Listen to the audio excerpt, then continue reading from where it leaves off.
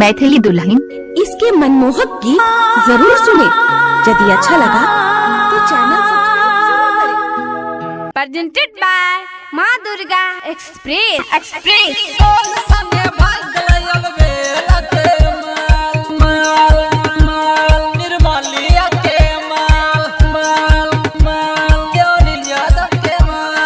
पूरा मनसी हाला भेलै मचल छै बाबा, पूरा मनसी हाला भेलै मचल छै बाबा।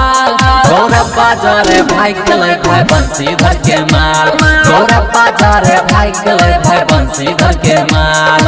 मधुबनी में हाला भेल छै मचल छै बाबा, मधुबनी में हाला भेल छै मचल छै बाबा। सत्यम जरे भाग गेलै अनिल यादव के माल, अरविंद माजारे भाग गेलै निर्मलिया के माल, निर्मलिया के माल।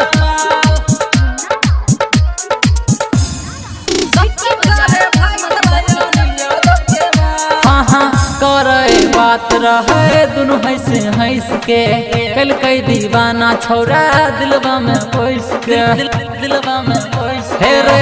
करे बात रहे दुनु हंस हंस के, कल कई दीवाना छोरा दिलवा में बैस के।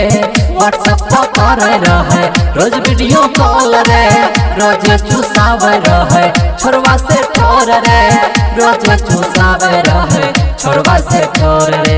इहे हल्ला भेल रहे सुने पिछला साल, इहे हल्ला भेल रहे सुने पिछला साल।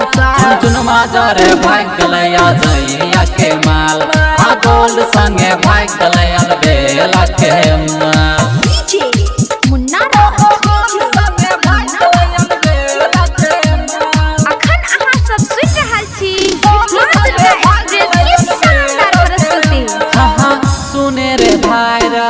छोड़ियो नहीं काम रे, खोज लगले प्यार में ओई नहीं काम रे, ओई नहीं काम। सुने रे भाई रहे छोड़ियो नहीं काम रे, खोज लगले प्यार में ओई नहीं काम रे। रोजे लगा के आवे रही होठलाली, छोरा कहै रहे भैया के साली, छोरा कहै रहे भैया के साली। अजित सुमंत में भ गेलै बाबा, मोहन राजा में भ गेलै बाबा। बिकुआ जरे भाग गेलै संगीता के माँ, प्रिंस जरे भाग गेलै रमनावा के माँ। Mixed by Love Star अमर राज चुन चुन।